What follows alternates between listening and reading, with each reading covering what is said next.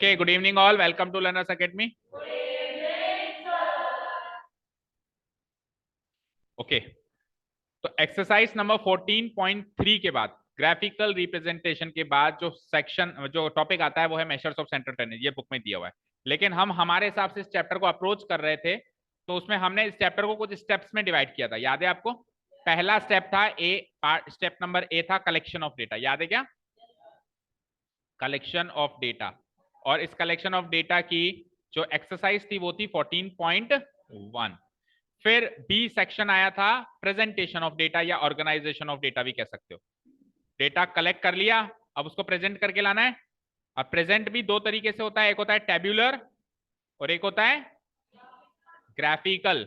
और दोनों की एक एक एक्सरसाइज गिवन है हमारी बुक में। टेब्यूलर है 14.2 और ग्राफिकल है 14.3। And then comes what? Analysis and interpretation of data. Analysis and interpretation of data. और analysis and interpretation of data का मतलब यह है कि अब जो कलेक्टेड और प्रेजेंटेड डेटा है वो इस स्टेज तक आ चुका है, ठीक है ना? तो इस स्टेज पे आके अपने को एनालाइज करना है। उस डेटा को एनालाइज करना है, मतलब उसको कुछ टूल्स, स्टैटिस्टिकल टूल्स है हमारे पास, वो टूल्स से उसके साथ हमको एनालाइज करना है, ठीक है? एनालाइज करके फिर इंटरप्रेट करना है। इंटरप्रेट मतलब फाइनली एक डिसीजन, एक कंक्लूजन देना है। तो ये हमारा लास्ट पार्ट है। अब स्टैटिस्टिक्स में वो जो टूल्स हैं जिसकी मदद से हम एनालाइज करेंगे वो टूल्स हैं मेजर्स ऑफ सेंट्रल टेंडेंसी। तो उन्होंने डायरेक्ट ही हेडिंग डाली measures of central tendency. Actually ये मेजर्स ऑफ सेंट्रल टेंडेंसी ये काम करने के टूल्स हैं। ये जो थर्ड नंबर पे काम करना है अपने को, इसके वो क्या है? टूल्स हैं। और कितने हैं?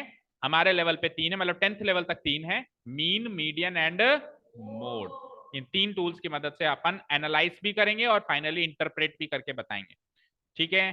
तो आपने analysis and interpretation of data heading mark कर ली, सी सेक्शन है ये, ठीक है? देखो क्या कह रहा है। After collecting and presenting data, after कहां गया? After collecting the data. अब डेटा कलेक्ट किससे किया? या तो प्राइमरी सोर्स से किया या फिर सेकेंडरी सोर्स से किया। बाद में हमने उसको डेटा को ऑर्गेनाइज और प्रेजेंट कर दिया। किसकी मदद से? टेबल्स बनाए, बार ग्राफ्स बनाए, हिस्टोग्राम्स बनाए, फ्रीक्वेंसी पॉलीगन बनाए, एक्सेट्रा। यानी कुछ और भी हो सकते हैं, बट हमने ये काम करके इनको प्रेजेंट कर दिया। तो अगला step, the next step comes of what? The next step is to analyse the organised data, to analyze the organized data through various tools of statistics। और स्टेटिस्टिक्स के टूल्स लगा के फिर हमको उसको फाइनली रिजल्ट इंटरप्रेट करना है of the data. Data से फाइनली क्या रिजल्ट हम इंटरप्रेट करते हैं, ठीक है? ये तो हो गई टॉपिक इंट्रोडक्शन। भाई क्या करने वाले हैं इस एक्सरसाइज में? विश्लेषण करना। विश्लेषण नॉर्मल हिंदी है, जांच परख करना। हाँ हाँ बोलो। हाँ, जल्दी नोट डाउन करना और नहीं कर पाओ तो वीडियो से करना। 5 मिनट में तो चैप्टर ही खत्म हो जाएगा।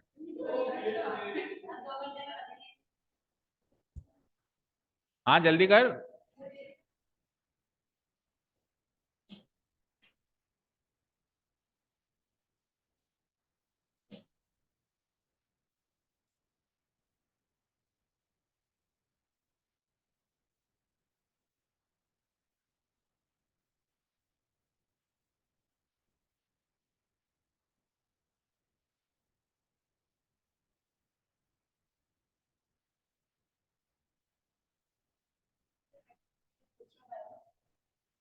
नहीं, एक्सेट्रा क्या गया? अच्छा हाँ, डॉट लगा दो।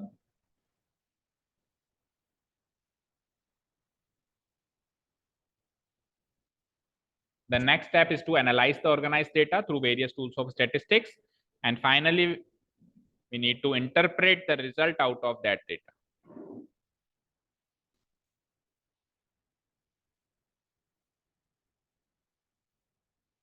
अच्छा, वो अब टूल्स के बारे में बताते हैं, कौन से स्टैटिस्टिकल टूल्स हैं हमारे। वैसे तो 3 टूल्स हैं, मीन, मीडियन, मोड, लेकिन तीनों टूल्स को जो है एक कॉमन नाम दे दिया गया, मेजर्स ऑफ सेंट्रल टेंडेंसी। क्या नाम दे दिया गया? Measures of central tendency. चलूं आगे। Measures of central tendency. तो 3 मेजर्स हैं हमारे। मेजर्स का मतलब क्या होता है बताओ? नहीं, नाप भी होता है, लेकिन यहाँ पे मेजर्स का मतलब नाप नहीं है। हाँ बताओ, मेजर का मतलब बोलो। चर्चित, वो वाला मेजरमेंट नहीं है ये। यहाँ पे मेजर का मतलब कुछ और है। जांच करना, नहीं। गौर फरमाना, वो भी नहीं। मेजर्स का मतलब होता मेजर्स का मतलब होता है उपाय। मेजर्स का मतलब होता है उपाय। आपने आपकी साइंस एंड एसएसटी की बुक में कई बार ऐसे क्वेश्चंस पढ़े होंगे, what measures should you take. आपको क्या मेजर्स लेने चाहिए, यानी क्या उपाय आप सुझाते हो इस। क्या व्हाट मेजर्स करके क्वेश्चन नहीं आया कभी भी? बिल्कुल आया होगा, बिल्कुल आया होगा। ओके, तो ये है सेंट्रल टेंडेंसी के उपाय। मतलब आप ऐसे कह सकते हो कि टूल्स हैं, ठीक है ना। कौन कौन से टूल्स हैं? Mean, median and mode. Mean, median and mode. अब इसके सामने जैसा जैसा लिखा हुआ है एक बार आप लिख लो, फिर अपन सीधे चलते हैं, एक एग्जाम्पल से स्टार्ट करते हैं चीज को।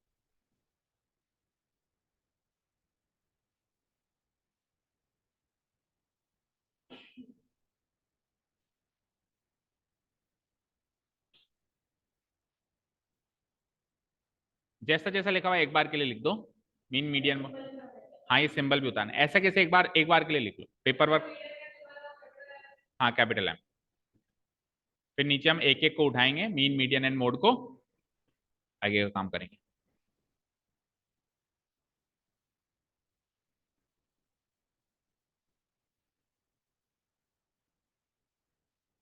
लिख लिया क्या?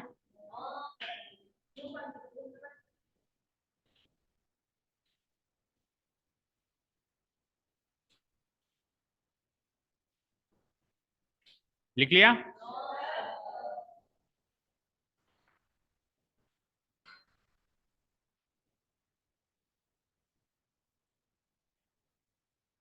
लिख लिया? ओके, चलो करें स्टार्ट। तो इन तीन टूल्स के बारे में जानकारी लेनी है और बड़े ध्यान से समझना बच्चों। उसका कारण यह है कि पिछली तीन एक्सरसाइज में क्या किया, कितना किया, अच्छा किया, बुरा किया, इसी क्लास में रह जाना है।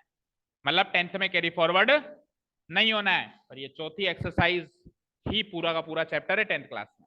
यानी टेंथ क्लास में केवल और केवल एनालिसिस एंड इंटरप्रिटेशन, ये ना कलेक्शन ऑफ डेटा है, ना प्रेजेंटेशन है, ना बार ग्राफ से कुछ भी नहीं है, नथिंग। तो ये तीन एक्सरसाइजेस जो हैं ये इसी क्लास तक सीमित हैं, लेकिन चौथी एक्सरसाइज आगे जाएगी, तो जो आगे जाएगी वो बड़ी क्रूशियल है, क्योंकि अभी समझ लेंगे तो अगले साल समझने में कम दिक्कत आई। ऐसे मान लो कि यहाँ पे जहां छोड़ेंगे ना, बिल्कुल इसी पॉइंट से अगले साल पिक करेंगे। ठीक है, शुरू करूं मैं। Measures of central tendency very very important for the class 9th as well as class 10th। तीन मेजर्स हैं, मीन, मीडियन एंड मोड। देखो हम कैसे इसको सीखेंगे। हम एक एग्जांपल लेते हैं स्टार्टिंग में, और एक एग्जांपल के जरिए मीन, मीडियन एंड मोड क्या होता है एक ही बार में समझते हैं। जनरल बात में कि इस एग्जांपल में ये तो मीन है, ये मीडियन है, ये मोड है, एक बार के लिए तो ऐसे समझते हैं। और एक बार के लिए ऐसे समझ लिए, फिर एक एक को डिटेल में भी समझते हैं। समझ गए? एक एग्जाम्पल लेते हैं, उस एग्जाम्पल, उसी सेम एग्जाम्पल में क्या है मीन, क्या है मीडियन, क्या है मोड, एक ही बार में पहले तो ऐसे समझते हैं, जनरल अंडरस्टैंडिंग करते हैं कि अच्छा ये मीन होती है, मीडियन होती है, मोड होती है। फिर डिटेल्ड एनालिसिस करते हैं, मीन को उठाते हैं, मीडियन को उठाते हैं, मोड को उठाते हैं। तो स्टार्ट करता हूं मैं एक एग्जाम्पल से। ठीक है, तो एग्जाम्पल लेते हैं हम बेटा। लेटस से मैंने कहा कि इसी क्लास के स्टूडेंट्स का वेट मेजर करना है आपको, और वेट से रिलेटेड मेरे को कुछ एंट्रीज देनी है। लेटस से 15 स्टूडेंट्स है मेरे पास, तो 15 स्टूडेंट्स की मुझे क्या हुआ, 15 स्टूडेंट्स के मेरे को अलग अलग वेट जो है वो लेने। आपका सबका एवरेज वेट बता दो तो उसके आसपास की मैं एंट्री ले लेता हूँ। करीब 40-45 होगा, 50, चलो 40 to 50 के बीच में होगा सबका, है ना, अराउंड। ओके, अरे ठीक है, तो लेट अस स्टार्ट। मैं लेता हूं सबसे पहले, किसी एक जने का वेट ले लिया मैंने 43, then 40, 42, then again 42, then comes 44, 43 again, then 45, 48, 49, then again 45, 1 2 3 4 5 6 7 8 9 10, 10 लोगों का तो वेट ले लिया, 5 का और ले लेते हैं। 42, 46, 48, 50 एंड 47। ठीक है, 15 हो गए ना, ठीक है। हाँ अभी चलो ठीक है, और एग्जाम्पल लेना हमको, है ना। तो ये मैंने 15 लोगों के लेटर से वेट मेजर कर लिया ना। अभी ये रो डेटा की फॉर्म में है, अभी ये किस फॉर्म में है, रो डेटा यानी अनऑर्गेनाइज डेटा जो होता है। अभी मैंने इसको किसी कोई ग्रुपिंग नहीं करी, कोई टेबल नहीं बनाई, कोई फ्रीक्वेंसी डिस्ट्रीब्यूट नहीं करी, है ना।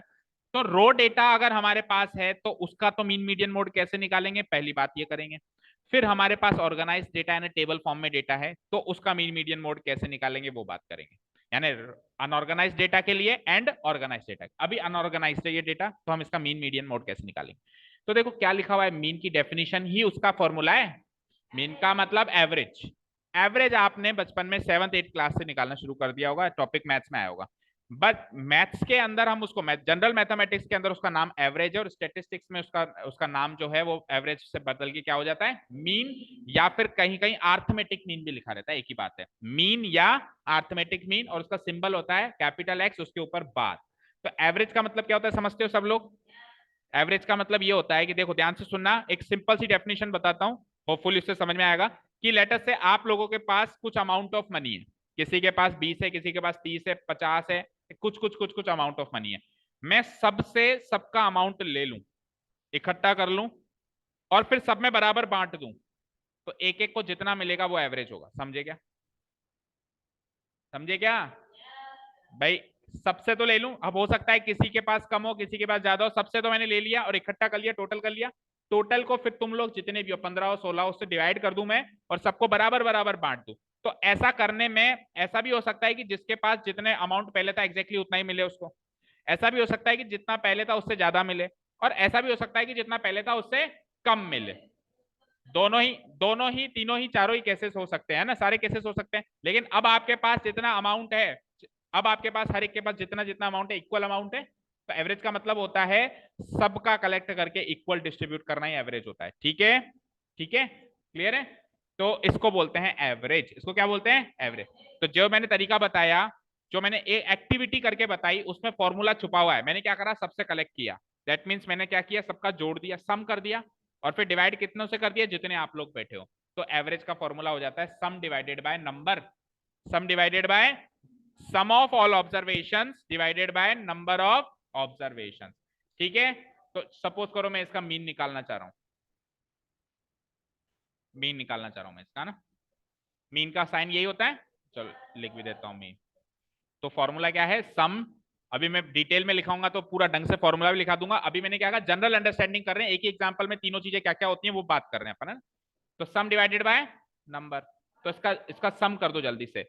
3 and 0 3 2 5 7 11 14 19 27 27 and 9 36 36 and 5 is 41 and 8 7 48 56 56 and 6 56 and 6 62 62 and 2 is 64। Reminder बचा 6, 6 रिमाइंडर है। अब देखो सब में 4 4 4 4 4 है, तो 4 इंटू 15 कर दो 60, और 6 रिमाइंडर भी बचा था 66। क्या, अच्छा एक में 5 भी है, ओके, तो 67 हो जाएगा फिर, है ना, 67। ठीक है, divided by total number of observation कितने ही है, 15। टोटल नंबर ऑफ ऑब्जर्वेशन कितने हैं, 15। तो सबसे ले लिया और सब में बांट दिया, तो एक एक को कितना मिला देखते हैं। तो 15 4 जा 60, 15 4 जा 60, रिमाइंडर 7 बच गया, 7 और 4 74, 7 और 4 74। एक काम करो, एक में बढ़ाओ ताकि ये 75 हो जाए, किसी में भी बढ़ा दो, बोलो किसमें बढ़ाऊं, 50 में बढ़ा दो, चलो ठीक है 51। ठीक है, ताकि अब ये क्या हो जाए, हमारा पूरा पूरा कट जाएगा ना, 675 हो गया, और 675 क्या हो जाएगा, पूरा पूरा कट जाएगा, कितना बचा, 75 बच गया, तो 15 5 जा 75। तो फिर 45 kg एवरेजन वेट आ गया।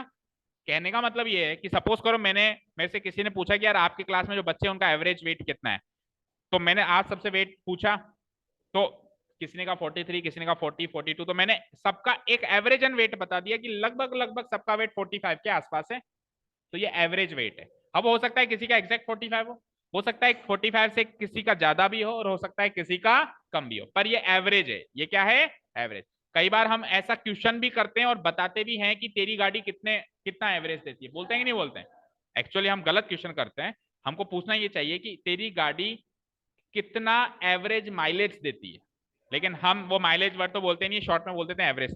तो मतलब कितने किलोमीटर लगभग चल जाती है। अब देखो फिक्स थोड़ी ना है, कई बार 60 किलोमीटर भी चल जाए 1 लीटर में, कभी 50 भी चल जाए, कभी 40, डिपेंड करता है कि आप कहाँ गाड़ी चला रहे हो, हाईवे पे चला रहे हो क्या। लेकिन एवरेज का मतलब क्या होता है, एवरेज क्यों पूछते हैं भाई, लगभग बता दे तू, लगभग बता दे भाई कितना चलती है। ठीक है, क्लियर है ये सारी बात।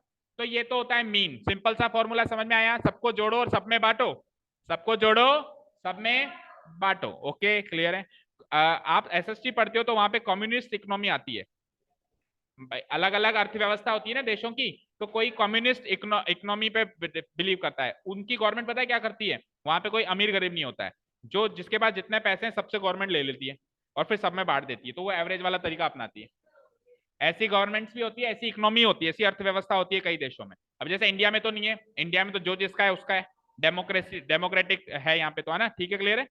चलो, तो मीन के बाद फिर अगली चीज क्या है बेटा, अब सुनना मीडियन क्या चीज है, ध्यान से सुनो।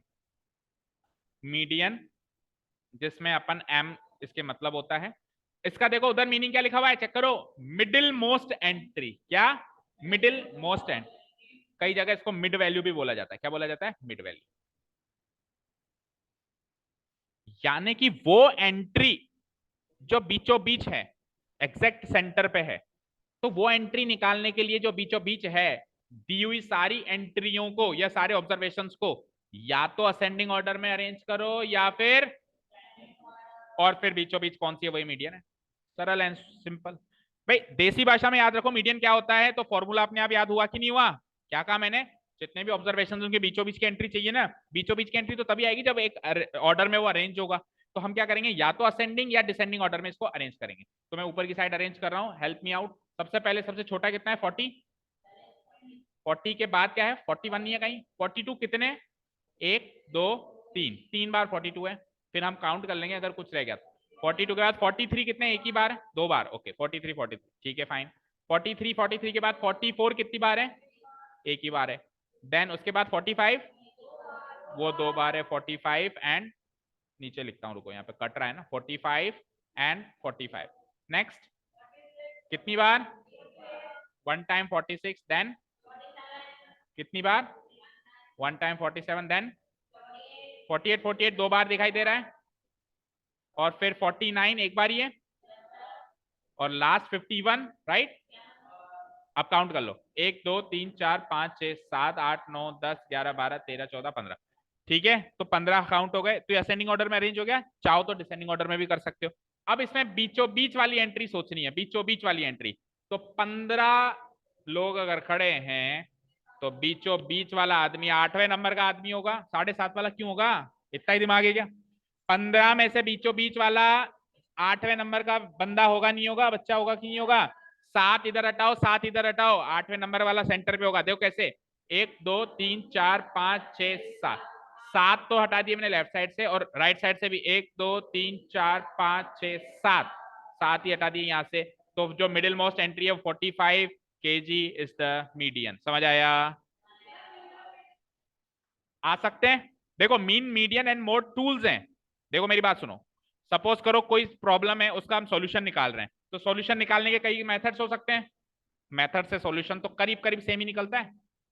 भाई मेथड्स अलग हो सकते हैं, रास्ते अलग अलग हो सकते हैं, डेस्टिनेशन तो करीब करीब सेम ही होती है। मैं ऐसे नहीं कह रहा हूँ कि हमेशा एग्जैक्टली सेम आता है, लेकिन आसपास आता है, आसपास आता है। ठीक है, अभी तो सेम ही आ रहा है, चलो ठीक है क्लियर है। ठीक है, मीडियन निकालना है सबको।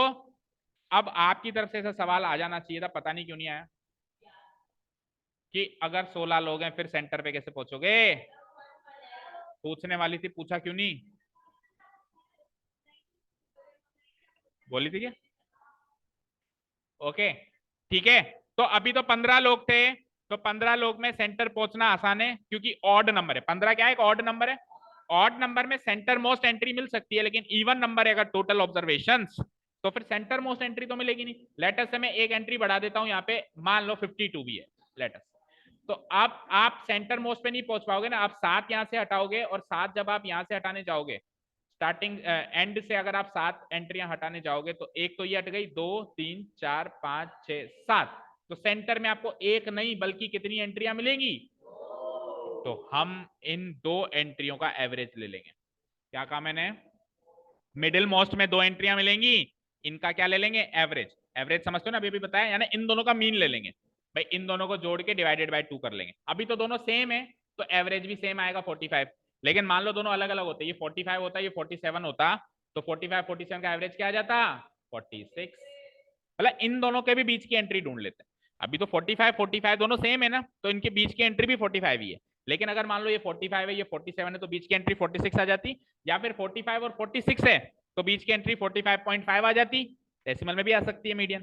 ठीक है, तो क्या, अरे इन दोनों का मीन निकलता ना, लेकिन पूरे का मीडियन निकलता भाई। पूरे ऑब्जर्वेशन का मीडियन निकालने के लिए अगर सेंटर पे दो लोग हैं तो उनका मीन निकालना है। मेरी बात सुनो, आपको मिडिल मोस्ट एंट्री चाहिए, मिडिल मोस्ट एंट्री चाहिए, ये चाहिए। तो अगर मिडिल में एंट्री मिली नहीं, दो मिली, तो उनके मिडिल वाली ही पूरे की मिडिल वाली नहीं होगी क्या, उन दोनों के मिडिल वाली, जैसे सेंटर पे दो लोग मिले तो उन दोनों के जो मिडिल में है वो पूरी ऑब्जर्वेशन के मिडिल में है कि नहीं है।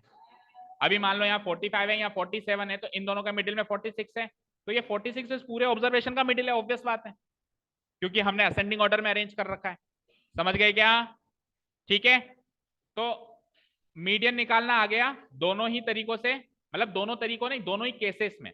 तरीका तो एक ही है, केस दो बने, एक तो number of observation odd number हो और एक number of observation even number हो। Number of observation odd number हो तो एग्जैक्ट सेंटर की एंट्री मिल जाएगी, वही आंसर है। और नंबर ऑफ ऑब्जर्वेशन अगर इवन नंबर होता है, सेंटर में एक नहीं दो दो एंट्रियां मिलेंगी, उन दोनों के भी सेंटर में पहुंचना है, उन दोनों का क्या ले लेना है, एवरेज ले लेना है, वही मेरा मीडियन होगा। Is this clear. अब आगे बढ़ने से पहले बच्चे गलती क्या करते हैं सुन लो, लेटर से 52 तो नहीं था, 15 ही बच्चे थे, और ये कितना था 45 ही था, है ना।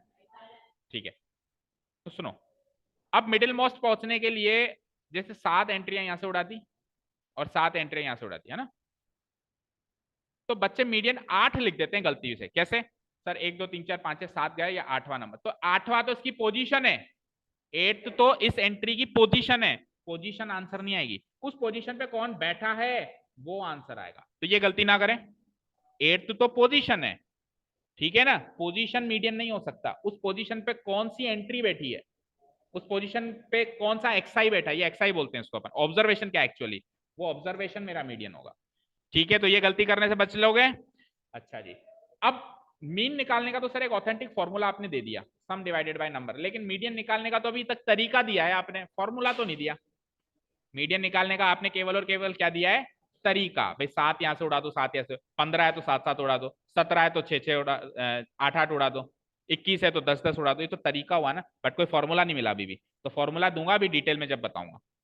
उस फॉर्मूले में भी यही काम हो रहा होगा, बट एक प्रॉपर तरीके से हो रहा होगा। अभी तो हम देसी भाषा में बात कर रहे हैं, जनरल बात कर रहे हैं, उस फॉर्मूले में भी यही काम हो रहा होगा, इधर से 7 उड़ाना इधर 7 उड़ाना, लेकिन एक स्ट्रक्चर वे में हो रहा होगा। ठीक है, अब बात करते हैं, मीन हो गया, मीडियन हो गया, तो मोड की भी लगे बात कर लेते हैं। मोड का लेटर होता है जेड, मोड का लेटर होता है जेड। क्या लिखा है आपने मोड के बारे में, देखो इनकी डेफिनेशन ही इनका फॉर्मूला है, बोलो मोड की डेफिनेशन क्या लिखी है शॉर्ट में,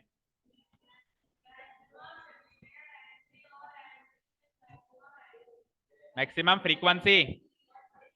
हाँ, क्या लिखा है हमने, मैक्सिमम रिपीटेड एंट्री, वो एंट्री जो बार बार रिपीट हो रही है, वो एंट्री जो सबसे ज्यादा बार रिपीट हो रही है वही मोड होता है, या फिर जिसकी फ्रीक्वेंसी सबसे ज्यादा है।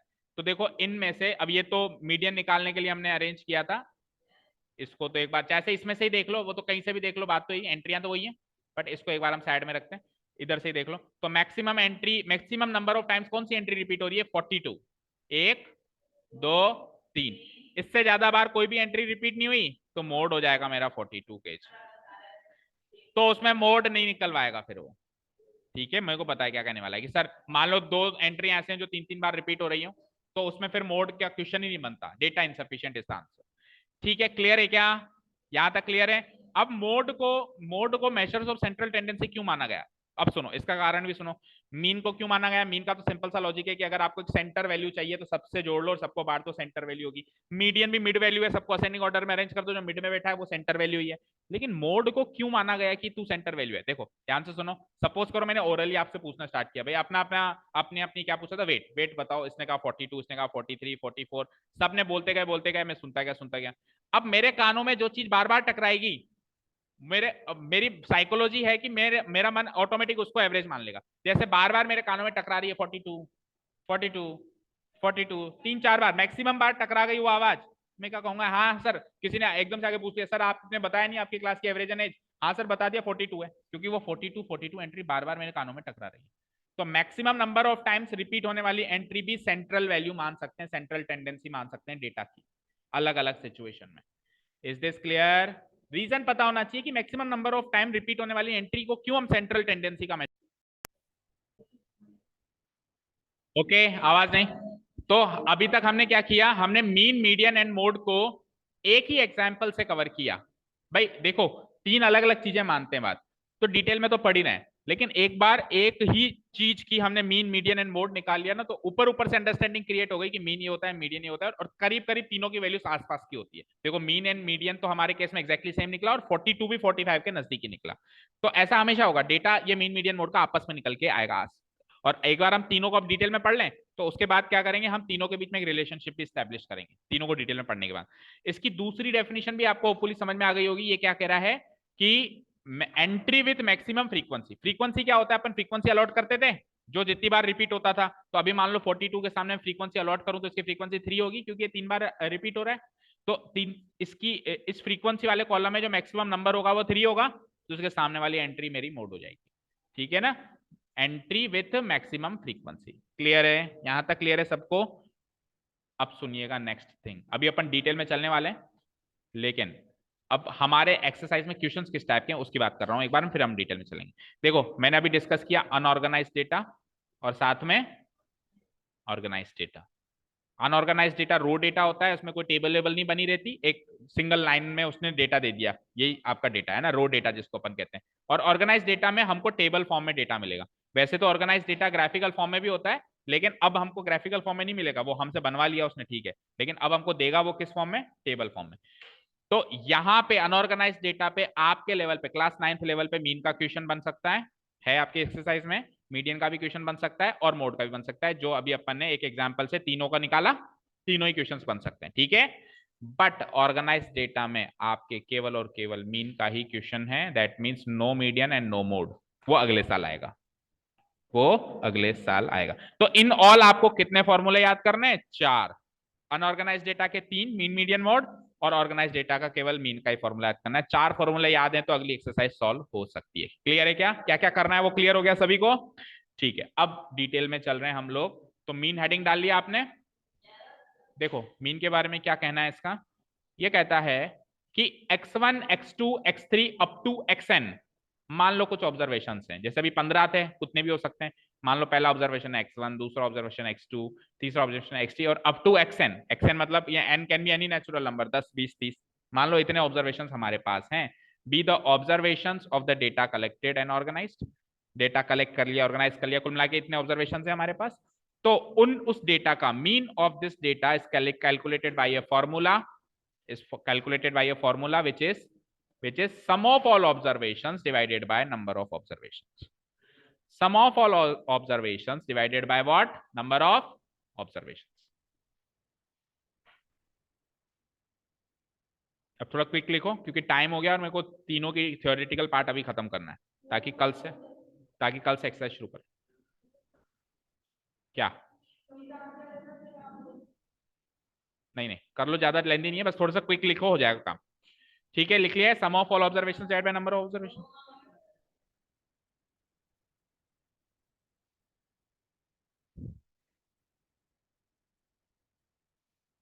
लिख लिया, लिख लिया।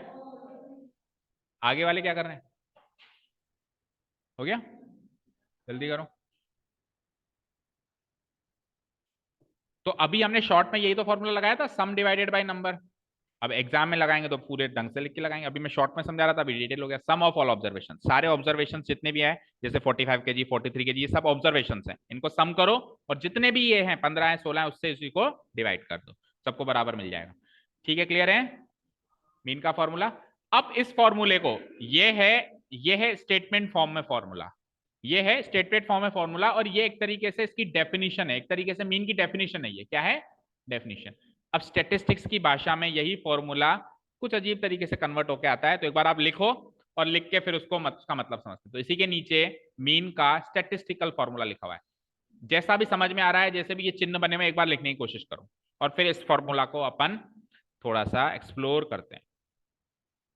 हाँ, ये जैसा भी है ना बिच्छू टाइप का जो भी है लिख दे, केकड़ा जैसा भी लग रहा है, अलग ही प्राणी है ना, अलग ही जीव ही है, पर आपसे कम खतरनाक ही है।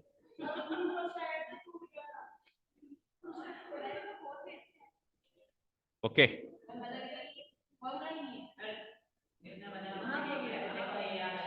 चलो सुनो, अब सुनिए, अब सुनिए, अब सुनिए, ठीक है, दैट्स इट, हो गया गपशप, यहां तक नोट डाउन हो गया, यहां तक नोट डाउन हो गया सभी का।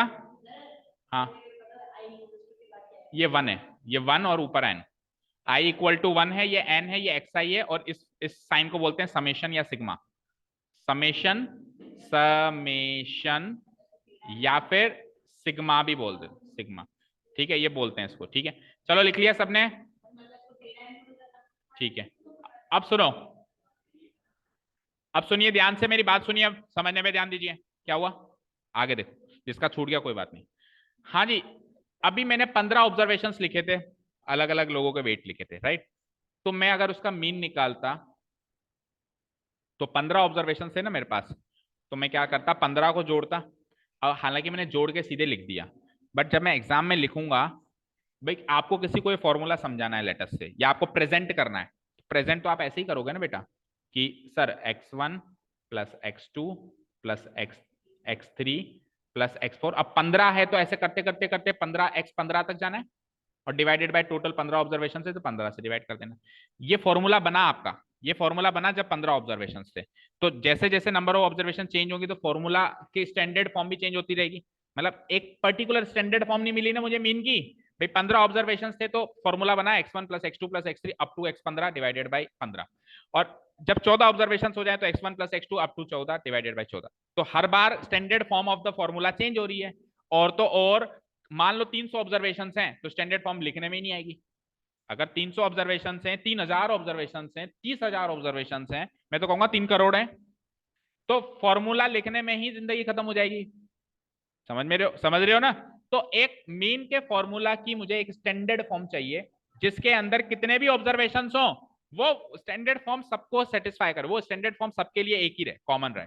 तो देखो हम कैसे जब भी हम बहुत सारे चीजों को जोड़ते हैं, जब भी हम बहुत सारी चीजों को जोड़ते हैं, तो हम उसको शॉर्ट में कैसे लिख सकते हैं, ध्यान से सुनिएगा बिल्कुल, ये केवल इस फॉर्मूला के लिए नहीं है, ये आगे के लिए भी बहुत इंपॉर्टेंट है। मैथ्स में ये साइन अब आपको बार बार दिखाई देगा, आज दिखाई दिया है ना, इसके बाद बार बार 10th में भी दिखाई देगा, 11th 12th में तो भरा पड़ा है।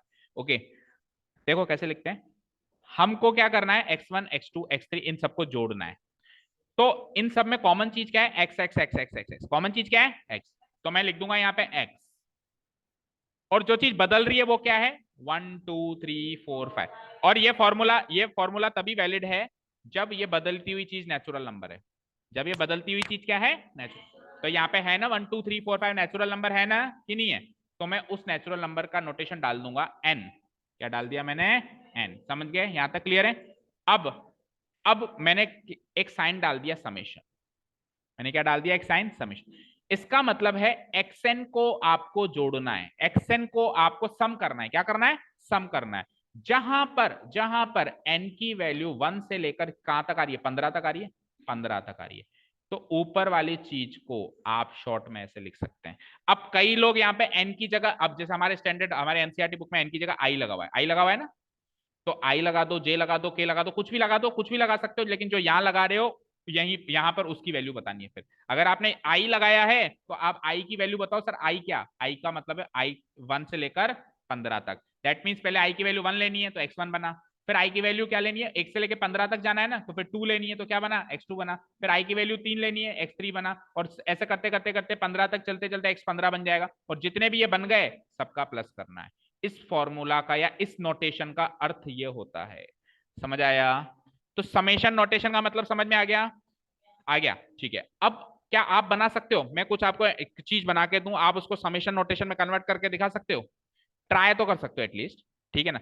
देखना मैं आपके सामने लिख रहा हूं x1 के, क्या लिखा मैंने, x1 प्लस x2 के प्लस x3 के, और लेटेस्ट से मुझे ऐसे करते करते लास्ट 30 तक जाना है, कहां तक जाना है, x30 के तक जाना है। तो मैंने देखा यार ये तो एक x1 के x2 के बहुत लंबा सा फॉर्मूला बन गया। तो मैंने कहा कि इस पूरे फॉर्मूले को शॉर्ट में नोटेट कर डिनोट करके बताओ। तो क्या आप इसको समेशन नोटेशन में डिनोट करके बता सकते हो? करके बताओ, ट्राई करो, कैसे लिखेंगे हम इसको समेशन नोटेशन में? सोचो। लिख दिया? गलत। और कुछ थोड़ा देखो क्या गलती हुई, थोड़ी सी गलती हुई है, स्लाइट मिस्टेक।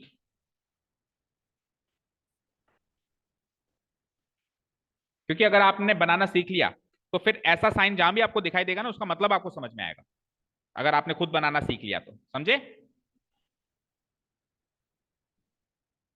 इतना टाइम?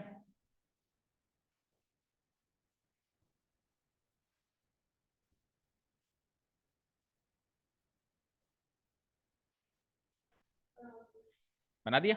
ओके। देखो अब देखो, जिसने बना दिया ठीक है वो भी देखो, जिसने नहीं बनाया वो भी देखो। देखो आपको जोड़ना किस किस को है, एक्स वाली एंट्रीज जोड़नी है, तो एक्स तो आएगा ही आएगा। ठीक है। अच्छा, एक्स के आगे जो नंबर बदल रहा है, जैसे 1 2 3 4 5 6, उसको आप एन या आई रख सकते हो, आपकी बुक में आई से डिनोट कराया तो आप आई रख सकते हो, रख दिया आपने। और सबके आगे के है, सबके आगे के है ना, तो आप आई का चाहे से x1 बनाओ, आई का चाहे से x2 बनाओ, आई का चाहे से x3 बनाओ, जो भी बनाओ के तो आएगा ही आएगा। तो मैं क्या रख दूंगा इसके आगे, के। और फिर मैं क्या लगा दूंगा, अब ऐसी एंट्रीज को जोड़ना है आपको तो आप क्या लगा दोगे, समेशन। और आई की वैल्यू 1 से लेके कहां तक वेरी कर रही है, तो आप लिख दोगे आई इक्वल टू 1 से लेकर 30। अब इस नोटेशन को जब आप एक्सपेंड करोगे, देखो इस नोटेशन को एक्सपेंड करने का मतलब है, एक्स लिखो सर, के लिखो, और आई की वैल्यू चेंज करते जाओ 1 से लेके 30। जैसे आई की वैल्यू 1 लगा दी, फिर एक्स और के लिख दिया, आई की वैल्यू 2 लगा दी, फिर एक्स और के लिख दिया, आई की वैल्यू 3 लगा दी, और ऐसे करते करते एक्स और के लिखते लिखते आई की वैल्यू 30 तक पहुंचो, और लास्ट में सबके आगे प्लस प्लस साइन लगा दो। तो ये चीज वही बनी, चेक करो। समझे क्या? तो कल को अगर ऐसी एंट्री गिवन है तो उसको इस फॉर्म में कन्वर्ट करना, या कल को ऐसी चीज गिवन है तो उसका मतलब क्या है इस फॉर्म में वापस कन्वर्ट करना आना चाहिए, आगे के लिए आ जाएगा। ठीक है। तो अब होपफुली आपको वो मीन का फॉर्मूला सबको समझ में आ गया होगा। देखो क्या कह रहा है ये, एक्सआई एंट्रीज को जोड़ो, यानी x1 x2 x3 x4 जितने भी ऑब्जर्वेशन सबको जोड़ो, आई की वैल्यू कहां से कहां तक, 1 से लेकर, कोई भी नेचुरल नंबर हो सकती है भाई, 30 ऑब्जर्वेशन भी हो सकते हैं, 40 भी हो सकते हैं, जितने भी होंगे नेचुरल नंबर फॉर्म में ही होंगे। तो यानी अब हमको पता नहीं है ना कितने हैं, तो हमने एक शॉर्ट फॉर्म में एक एन लिख दिया, यानी एनी नेचुरल नंबर। और कैपिटल एन का मतलब हमेशा क्या होता है, याद रखना, स्टेटिस्टिक्स में नंबर ऑफ ऑब्जर्वेशन। स्टैटिस्टिक्स में कैपिटल एन का मतलब हमेशा ही क्या होता है, आज नहीं हमेशा ही, नंबर ऑफ कितने लोग वहां मौजूद हैं वो एन होता है। जैसे 10 लोग मौजूद है तो एन की वैल्यू 10, अभी 16 लोग मौजूद है हमारे यहाँ पे तो एन की वैल्यू 16। Is this clear? ठीक है, नीचे लिखो। इतना लिख लिया ना सबने? आगे लिखो, late x1 x2 x3 up to xn be the observations of the data collected and organized।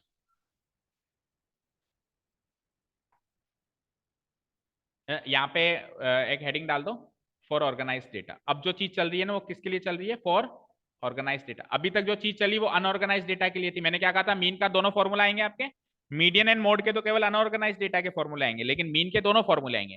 तो अभी जो फॉर्मूला याद किया आपने वो किसका था, अनऑर्गेनाइज डेटा का था। तो अब आप यहाँ पे लिखो फॉर ऑर्गेनाइज डेटा, ये क्या होगा। और फिर टाइम हो गया तो एक काम करते हैं, मीडियन एंड मोड कल ही देखेंगे, अभी केवल मीन करके खत्म करते हैं, क्योंकि फिर क्या है, चीज समझ में आनी चाहिए, बात ये है। फिर आप तो कह दोगे सर कल जल्दी जल्दी में करा दिया आपने, हमको तो आया नहीं समझ में। तू ही कहता है सबसे पहले, अभी तो बोला तू कि मेरे को कल समझ में नहीं, ऐसे होमवर्क नहीं किया। For what, for organise data.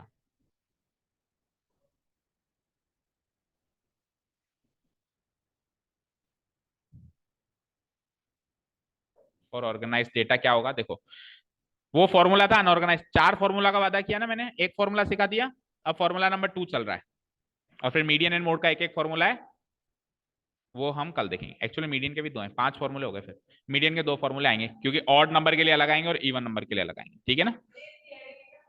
हाँ वही मीन निकाल रहे हैं वापस से, लेकिन अब ऑर्गेनाइज डेटा के लिए निकाल रहे हैं, टेबल फॉर्म में जब डेटा आएगा। पहले तो कच्चा आंकड़ा था हमारे पास 40 किलो 45 किलो, तो उसमें तो वो वाला फॉर्मूला चला। अब जब टेबल फॉर्म में अरेंज होके आएगा डेटा, ऑर्गेनाइज डेटा बन के आएगा, तब मीन कैसे निकालें। ओके, तो जब टेबल फॉर्म में डेटा मिलेगा तो बंधुओं बताओ क्या मिलेगा, फ्रीक्वेंसी भी मिलेगी। क्या मिलेगी? भाई टेबल फॉर्म में हमने टेबल बनाई है ना, टेबल 14.2 में हमने टेबल बनाई नहीं बनाई, तो हम इधर एक्सआई लिख देते थे, उसके सामने उसकी एफआई लिखते थे। तो अब हमको फ्रीक्वेंसी भी मिलेगी, तो अब हम मीडियन कैसे, ओ सॉरी मीन कैसे निकालेंगे, ये है मुद्दा। तो इतना लिख दिया आपने। Let x1, x2, x3, xn be the observations of the data collected and organized in a frequency distribution table। यहां तक तो हमने पहले भी लिखा था, लेकिन अब एक्स्ट्रा लिख रहे हैं।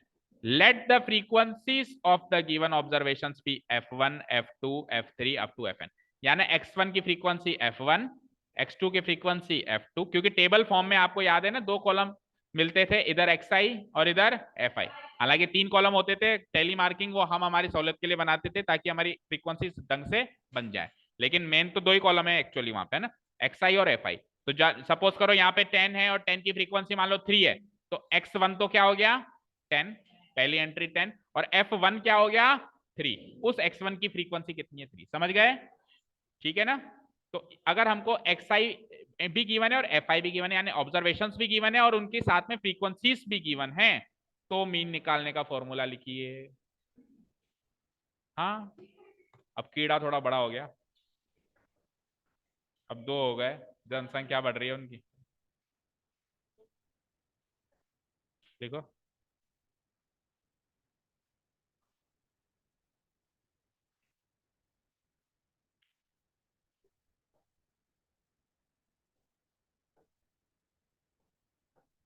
ये चांदी की पहन के आएगा चैन? हाँ, ये ज्वेलरी मत पहन के आया करो यहाँ पे, कभी खो गई तो हम जिम्मेदार नहीं है। यात्री यात्री अपने सामान की स्वयं सुरक्षा करें ना। नहीं नहीं, मेरा नाम लेने की बात नहीं है, खो सकती है ना बेटा, अभी आप इतने बड़े नहीं हो कि ज्वेलरी पहन के घूमो। हार्दिक पांड्या पसंद है क्या? वही वही पहनता है ऐसी टाइप की चेन। स्टीव स्मिथ, वो वेस्ट इंडीज वाले तो सारे ही पहनते हैं खैर, इंडिया में से। हाँ, स्टीव स्मिथ तो खैर ऑस्ट्रेलिया का है। स्टीव स्मिथ पसंद है आपको? बॉल टेम्परिंग में फंस गया था, बट फिर वो बेगुनाह साबित हो गया था। ओके, देखो फैन ऑफ थे तो हमारा बंद नहीं हुआ ना ये। चलो, तो फॉर्मूला लिख दिया, ठीक है। अब इस फॉर्मूला का थोड़ा विश्लेषण करते हैं एक बार, इस फॉर्मूला का थोड़ा सा विश्लेषण करते हैं। तो लेट अस से एग्जांपल ले रहा हूं मैं, जल्दी देखना, टाइम हो गया। देखो 10 ऑब्जर्वेशन का एग्जांपल ले लो, जल्दी से देखो, अरे इधर देख लो यार, 42, 43, 10 ऑब्जर्वेशन का एग्जांपल ले लो, 44, या फिर छोटे लो ताकि जोड़ने में जल्दी हो जाए। जैसे ले लो 10, 9, 9, 8, देन अगेन 10, देन अगेन 10, 6, 5, 2, कितने हो गए? 10 हो गए, 2, 3, 4, 5, 6, 7, 8, 9, और लास्ट में ले लो वापस 6। ठीक है, अब सुनो, ये तो है अनऑर्गेनाइज डेटा, ये तो है अनऑर्गेनाइज डेटा। अब सपोज करो इसकी आप टेबल बनाने जाओ, यानी आप डेटा को ऑर्गेनाइज करो, तो सबसे छोटी से छोटी एंट्री दिख रही है 2, फिर दिख रही है 5, देन 6, देन 8, 9, 10, ये 6 तरह की एंट्री दिख रही है। अब आप क्या दोगे इनको? फ्रीक्वेंसी दोगे, मतलब कि जो कौन कितनी बार रिपीट हुआ, यही तो होता है ऑर्गेनाइज डेटा। क्या होता है? एक्स आई और एफ आई, यही तो है ऑर्गेनाइज डेटा। तो 2 कितनी बार है, 5 कितनी बार है 1, 6 कितनी बार है 2, 8 कितनी बार है 1, 9 कितनी बार है 2, और 10 3 बार है।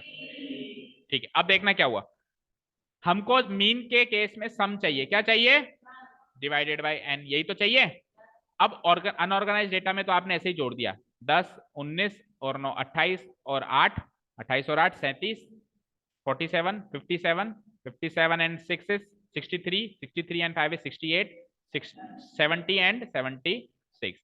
आपने अनऑर्गेनाइज केस में तो ऐसे ही जोड़ दिया, ऐसे ही कर रहे थे अभी अपन, लेकिन अब आपको ये वाली चीज नहीं गिवन है, अब आपको टेबल फॉर्म में ये गिवन है। ठीक है, अब आपको टेबल फॉर्म में गिवन है, तो अब आप सम कैसे निकालोगे, मुद्दा ये। तो देखना ध्यान से, सोचना, कॉमन सेंस की बात है, जनरल मैथमेटिक्स अप्लाई कर रहा हूं मैं। 2 एक बार ही है तो एक बार ही जुड़ेगा, 5 भी एक बार है तो एक ही बार जुड़ेगा, 6 2 बार है तो 12 जुड़ेगा कि नहीं जुड़ेगा इसका? भाई 6 आपने एक बार यहां जोड़ा है, एक बार यहां जोड़ा है, तो अल्टीमेटली 12 जोड़ा है ना उसका। ठीक है, 8 एक बार है तो एक ही बार जुड़ेगा, 9 2 बार है, एक बार यहाँ पे एक बार यहाँ, तो अल्टीमेटली 18 का कंट्रीब्यूशन रहेगा उसका सम के अंदर, और 10 3 टाइम्स है तो 30 का। तो आप सोचो आपने क्या किया, xi into F I, xi into F I, भाई x1 into f1, x2 into f2, x3 into f3, x4 into x4, x5 into f5 and x6 into f6, यही किया आपने, बोलो। तो इस कॉलम का ये जो कॉलम बना मेरा, जिसमें एंट्रीज लिखी हुई है 2, 5, 12, 18, 8, 18, 30, इस कॉलम की अगर मैं हेडिंग बनाऊं, जैसे इस कॉलम की हेडिंग तो थी xi और ये थी इसकी फ्रीक्वेंसी fi, तो इस कॉलम की हेडिंग xi इंटू fi बन सकती है, यस और नो। xi इंटू fi तो किया है मैंने, अब इंटू का साइन हम जनरली लगाते नहीं है, तो हम xi fi बोल सकते हैं ना भाई, a इंटू बी को मैं a भी बोल देता हूं, तो xi fi इस कॉलम का नाम क्या बन गया, तो फॉर्मूला में क्या कह रहा है वो, fi xi वाले कॉलम का सम, fi xi वाले कॉलम का सम, तो fi xi वाले कॉलम का सम इसको जोड़ूंगा तो उतना ही आएगा जितना पहले आया था, कितना आया था 76, जोड़ के देखो, 5 और 2 7 और 2 9 और 8 17 और 8 25, नहीं कहाँ रहा है, फिर से देख, 5 और 2 7 और 2 9 8 17, 17 और 8, तो फिर ऊपर गलत किया है, तो एक मिनट रुक, 7 और 2 9 8 17, 17 और 8, अच्छा सॉरी, 5 और 2 7 और 2 9 8 कर रहे हैं अपन, 5 और 2 7 और 2 9 और 8 17, 17 और 8 25 ही तो आ रहा है यार, ऊपर गलत हो सकता है, देखो 2 and 5 7, 7 and 2 9, 9 and 8 17, 17 and 8 17 and 8 25 है ना, तो रिमाइंडर 2, 2 एंड 1 3 एंड 1 4, 4 एंड 3 7, तो एक्चुअली हो सकता है ऊपर गलत किया हो, आप जोड़ लेना, कहीं ना कहीं गलती होगी। कुल मिला के टोटल सेम आया कि नहीं आया, तो पहले आपको सम चाहिए था, आपने यूं ही जोड़ लिया एक ही लाइन में, अभी आपको टेबल गिवन है, तो टेबल गिवन है तो आप क्या करोगे, हर एक xi को उसकी fi से गुणा करके एक नया कॉलम बनाओगे, उस कॉलम का नाम रखोगे xi fi, अब आप xi fi कॉलम का सम लोगे ना, वही एक्चुअल सम होगा। अच्छा जी सर, फिर टोटल नंबर ऑफ ऑब्जर्वेशन कैसे लेंगे, यहाँ तो गिन लिया हमने 1 2 3 4 5 6 7 8, अब ध्यान से सुनो, फ्रीक्वेंसी कॉलम का सम करो जरा, 1 और 1 2 और 2 4 और 1 5 और 2 7 और 3, that means total number of observation fi column का सम होता है, ये fi कॉलम है ना, ये fi कॉलम है, और उसके आगे समेशन का साइन लगा दूं तो यानी fi कॉलम का सम, xi कॉलम के आगे समेशन का साइन लगा दूं तो xi कॉलम का सम, fi xi कॉलम के आगे xi fi कॉलम के आगे समेशन का साइन लगा दूं, दैट मीन्स इसका सम, तो फॉर्मूला समझ में आया। देखो उधर भी आप 75/10 करते, अभी आप xi fi कॉलम के सम को fi कॉलम के सम से डिवाइड कर रहे हैं कि नहीं कर रहे हैं, तो यहां से फॉर्मूला निकल के आया summation fi xi divided by summation fi, ठीक है। इस फॉर्मूला में ये कोई नई चीज नहीं है, ये समेशन xi fi जो है ये एक्चुअली वही सम है, सबका सबका सम है ये, और ये समेशन fi कुछ नहीं है, वही n ही तो है, टोटल नंबर ऑफ ऑब्जर्वेशन है, क्योंकि फ्रीक्वेंसी कॉलम को जोड़ते हैं तो टोटल नंबर ऑफ ऑब्जर्वेशन 10 मिलते हैं, मिल रहे थे ना, ठीक है। हाँ, अब आई की वैल्यू वही 1 से लेके n और 1 से लेके n, और दूसरी बात, जब हम ये फॉर्मूला लिखेंगे क्वेश्चन सॉल्व करने के लिए, तो कोई जरूरी नहीं है, हम इतना भी लिख सकते हैं, हम इतना भी लिख सकते हैं, हम इतना भी लिख सकते हैं, summation fi xi, summation fi xi का मतलब fi xi कॉलम का सम, स्टैटिस्टिक्स की भाषा में समेशन fi xi का मतलब fi xi कॉलम का सम, और समेशन fi का मतलब fi कॉलम का सम, इस कॉलम के सम को इस कॉलम के सम से डिवाइड करना है, और वही हमारा क्या बन जाएगा, जो भी आया था 75/10 क्या आया था 7.5, ठीक है, समझ आया। तो मीन के दो फॉर्मूले सीख चुके हैं हम, जल्दी से बताओ चर्चित, पहला फॉर्मूला क्या था, मीन इक्वल्स टू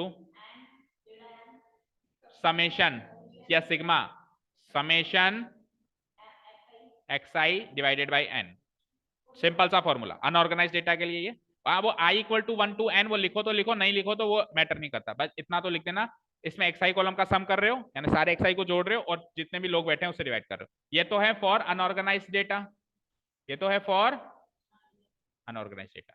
अभी मैं अनऑर्गेनाइज डेटा से मैंने ऑर्गेनाइज डेटा बनाया और फिर फॉर्मूला लगाया, तो आपको प्रूव हो गया कि ये वाकई में फॉर्मूला काम करता है, हमें सीधे ही कह देता बेटा ये होता है, तो आप रटते फिर इस चीज को, फिर आप क्या करते इस चीज को रटते, अभी आप समझ चुके हो कि सबका सम करना और एक एक को उसकी फ्रीक्वेंसी से गुणा करके फिर सम करना बात एक ही है, और अब आप ये भी समझ चुके हो कि जितने भी लोग बैठे हैं वो फ्रीक्वेंसी के कॉलम का सम के बराबर है, क्योंकि हमने प्रैक्टिकली करके देखा, तो ये फॉर्मूला अच्छे से याद हो गया, ये है फॉर ऑर्गेनाइज्ड डेटा, तो फॉर्मूले याद हो गए, तो मीन का काम तो तमाम हुआ, मीडियन एंड मोड कल देखेंगे, ओके चलो, thank you so much for listening to us, have a nice day, keep learning and bye bye, median है जो कल देखेंगे। Good evening.